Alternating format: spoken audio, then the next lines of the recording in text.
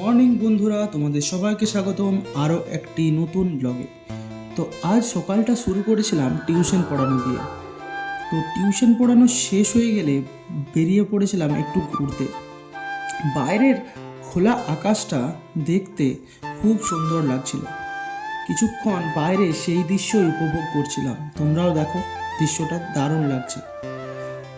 যাই হোক, ঘুরতে ঘুরতে আমার মনে পড়লো যে আমাকে আমার গাড়িটা আনতে যেতে হবে, কারণ আমার গাড়িটা দেওয়া ছিল গ্যারেজে বাগাতে। তাই চটপট বেরিয়ে পড়েছিলাম গাড়িটা আনতে।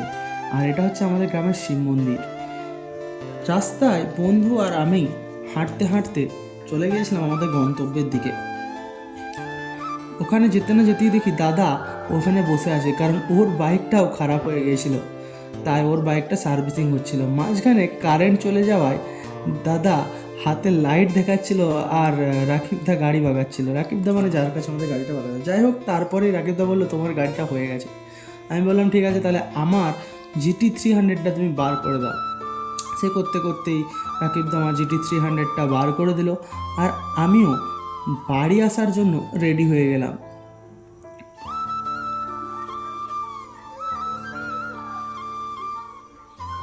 সেই সময় ক্যামেরা ধরতে দিয়েছিলাম আমাদের শ্রেষ্ঠ ক্যামেরাম্যান বন্ধু মানসদাকে।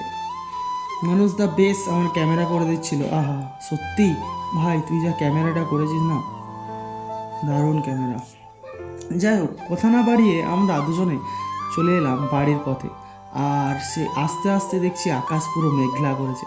সেই দৃশ্যটাই তোমাদের সামনে একটু তুলে ধরলাম। দেখো, এই মেঘময় আকাশ আর সুন্দর একটা বাতাস, ওহ কি সুন্দর লাগছিল। এই সুন্দর দৃশ্য উপভোগ করতে দারুণ লাগে।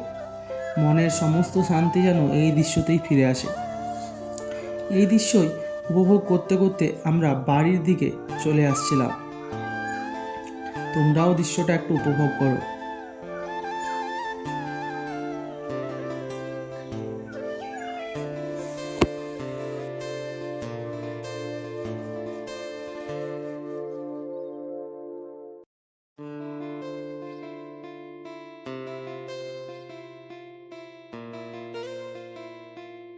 এখন আমি চলে এসেছি আমাদের গ্রাউন্ডে এসে দেখি আকাশ পুরো কালো মেঘে ভরে উঠেছে। আর আমার সাথে ছিল বড় ভাইপো ধনী আর ছোটো ভাইপো শিবম। যাই হোক, ওদেরকে একটু হাত নাড়াতে বলে আমি চলে এসেছিলাম বাড়ি। আর বাড়ি এসেই শুরু করে দিয়েছিলাম আয়ুষ্মান ভারতের ভেরিফিকেশনের কাজ।